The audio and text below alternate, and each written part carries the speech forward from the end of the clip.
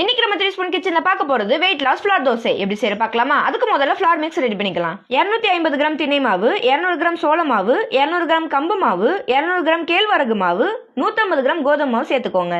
இது எல்லாத்தையுமே நல்லா கலந்து விட்டீங்கன்னா நமக்கு 1 கிலோ அளவுக்கு ஃபிளார் மிக்ஸ் கிடைச்சிருங்க.